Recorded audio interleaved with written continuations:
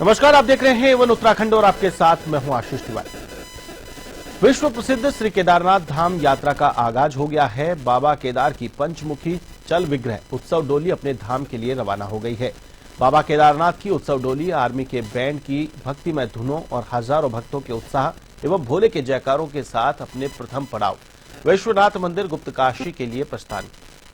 केदारनाथ धाम के रावल भीमाशंकर लिंग ने पंच केदार गढ़स्थल ओंकारेश्वर मंदिर उखीमठ में पुजारी विधि विधान के साथ अंगवस्त्र और मुकुट पहनाकर आशीर्वाद दिया। बताते चलें कि 6 महीनों के शीतकालीन प्रवास के बाद अब देश विदेश के लाखों श्रद्धालुओं की आस्था का धाम केदारनाथ में बाबा केदार के दर्शन और पूजा अर्चना की जाएगी।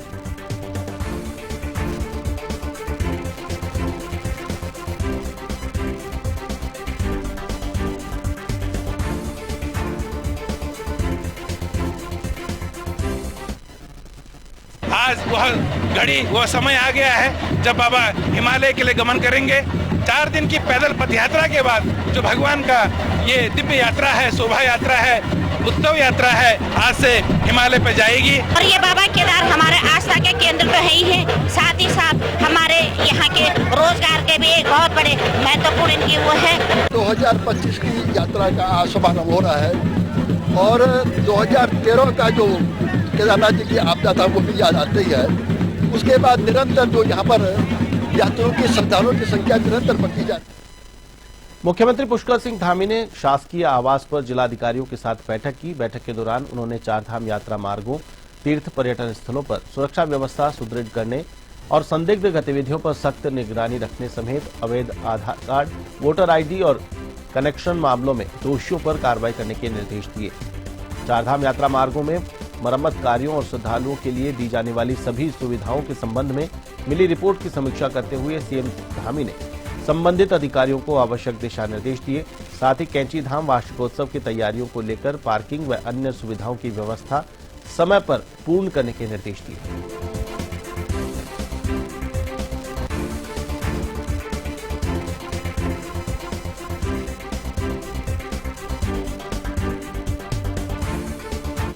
की तैयारियां पूरी हो गई हैं और 30 अप्रैल से यमुनोत्री गंगोत्री कपाट खुलेंगे। 2 मई को बाबा केदार के और 4 मई को भगवान बुद्ध साल के कपाट खुलेंगे। यातायात, पेयजल, आवास, सभी प्रकार की व्यवस्थाएं, सुरक्षा की व्यवस्थाएं, यात्रियों में तो उल्लास और उत्साह है ही है।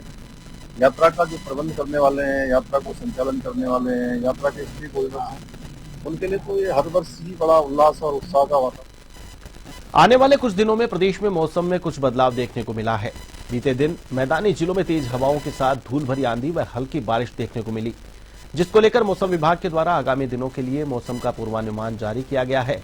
मौसम विज्ञान केंद्र देहरादून के निदेशक डॉक्टर विक्रम सिंह ने बताया कि आगामी 30 अप्रैल तक मौसम सामान्य रहने का अनुमान है, जिसमें तापमान अधिकांश जगहों पर सामान्य रहेगा, लेकिन मई के पहले सप्ताह में मौसम फिर बदलाव देखने को मिलेगा, जिसमें अधिकांश जगहों पर तेज बौछारें, हवाओं के साथ ही कुछ जगहों पर बिजली कड़कने जैसी स्थितियां भी देखने को मिल सकती हैं।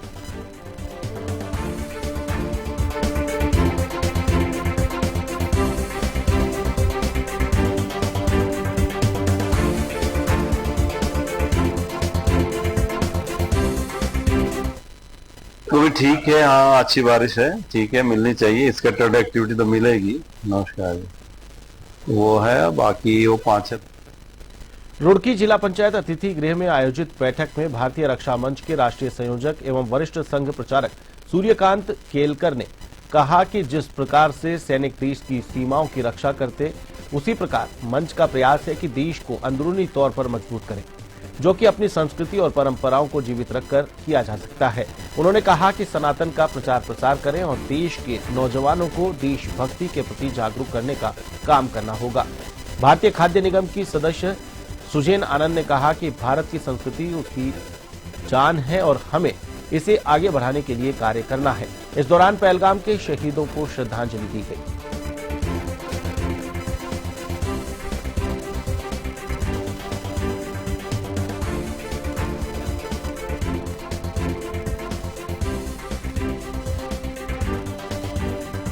मैंने सभी लोगों से चर्चा की है कि मुझे ये एक कार्यभार मिला है और मुझे बेखूबी निभाना है, तो आप लोग सब सहयोग करना। और सेकेंडली, जितने भी जिहादी हैं जो गलत तरीके से अपनी घुसपैठ बनाए हुए हैं, उनको भी हमारी सरकार भगाने का काम करेगी। चारधाम यात्रा को सुरक्षित बनाने के लिए हरिद्वार पुलिस ने सत्यापन अभियान तेज कर दिया। थाना श्यामपुर पुलिस ने चंडी घाट, माजरा और सपेरा बस्ती में ड्रोन कैमरों की मदद से सख्त निगरानी करते हुए 655 लोगों का मौके पर सत्यापन किया। दस्तावेज न मिलने पर 15 संदिग्धों के मौके पर नकद चालान किए गए। एसएसपी हरिद्वार के आदेश पर चलाए जा रहे इस अभियान का मकसद चारधाम यात्रा से पहले हर हाल में सुरक्षा पुख्ता करना है।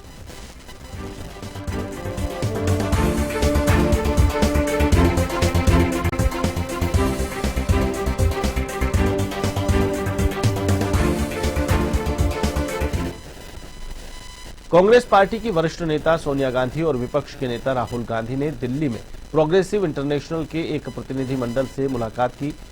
प्रोग्रेसिव इंटरनेशनल को मई 2020 में दुनिया की प्रगतिशील ताकतों को एकजुट करने, संगठित करने और जुटाने के मिशन के साथ लॉन्च किया गया था।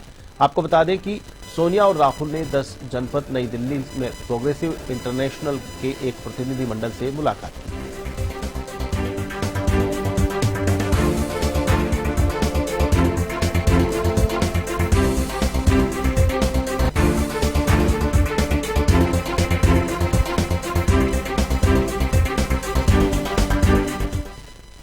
धर्मनगरी हरिद्वार स्थित ऋषिकुल मैदान में चारधाम यात्रा के लिए सोमवार सुबह 7 बजे से ही ऑफलाइन पंजीकरण शुरू कर दिए गए, जिसको लेकर श्रद्धालु सुबह से ही लंबी लंबी लाइनों में लगकर अपने पंजीकरण करने की प्रतीक्षा कर रहे हैं। चारधाम यात्रा को लेकर देश के अलग अलग राज्यों से आए श्रद्धालुओं में काफी उत्साह देखा जा रहा है। ऋषिकुल में बनाए गए चारधाम यात्रा पंजीकरण केंद्र पर इस बार 2 काउंटर अलग लगाए गए हैं, जिसमें दिव्यांग एवं वरिष्ठ नागरिक और विदेशी पर्यटक अपना पंजीकरण कराकर चारधाम यात्रा के लिए रवाना होंगे।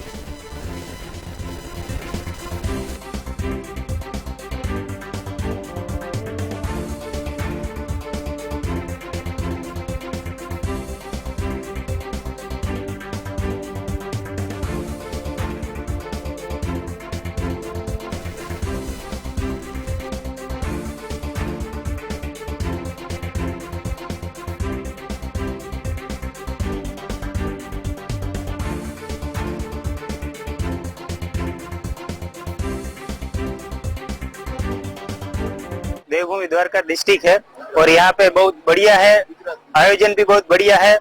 जो पंजीकरण का सिस्टम है वो बहुत ज्यादा बढ़िया है और हमको चारधाम यात्रा में जाना है। ऋषिकुल मैदान में पंजीकरण केंद्र की स्थापना की गई है और इसमें 20 काउंटर हमने बनाए हैं। 20 काउंटरों में 3 काउंटर हमारे 3 काउंटर इस प्रकार के हैं। विकलांग के लिए पृथक से बनाया गया है, सीनियर सिटीजन के लिए बना। चारधाम यात्रा 30 अप्रैल से शुरू हो रही है और इसके लिए हरिद्वार में ऑफलाइन पंजीकरण केंद्र की स्थापना की गई है, जिसमें आज से ऑफलाइन पंजीकरण शुरू हो गया है। पहले दिन सुबह 7 बजे से ही पंजीकरण केंद्रों पर पंजीकरण कराने के लिए यात्रियों का पहुंचना शुरू हो गया। यहां पंजीकरण कराने के लिए 20 काउंटर तैयार किए गए हैं, जिसमें विदेशी नागरिक एवं दिव्यांग यात्रियों के लिए अलग से काउंटर की व्यवस्था की गई है। पहले दिन ऑफलाइन पंजीकरण के लिए 1000 का स्लॉट आवंटित किया गया। वहीं चारधाम यात्रा के रजिस्ट्रेशन के लिए आगे जिस तरह से सरकार के निर्देश होंगे, उसी के अनुसार स्लॉट का आवंटन किया जाएगा।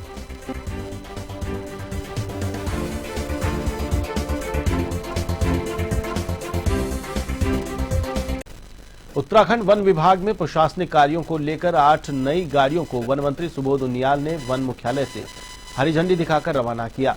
उनियाल ने कहा कि वन विभाग में अब तक 81 चौपहिया वाहन, सैकड़ों प्राइवेट वाहन और 328 मोटरसाइकिल इस्तेमाल की जा रही है, जिससे विभागीय कार्मिकों को किसी भी तरह की कोई दिक्कत ना हो। उन्होंने प्रदेश के जंगलों में आग लगने की घटनाओं को लेकर कहा कि पिछले साल के मुकाबले अभी तक स्थिति काफी अच्छी है और आग लगने की घटनाएं काफी कम हैं।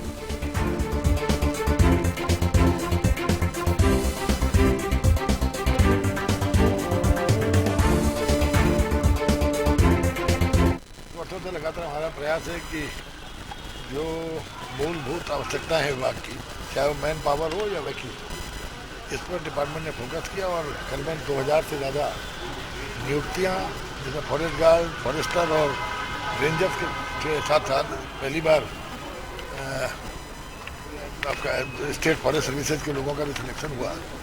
इसके अलावा 3 वर्षों में जो हम लोगों ने करीबन 81 नए व्हीकल्स, इसमें कैंपर है, बोलेरो है और स्कॉर्पियो है, डिवीजन।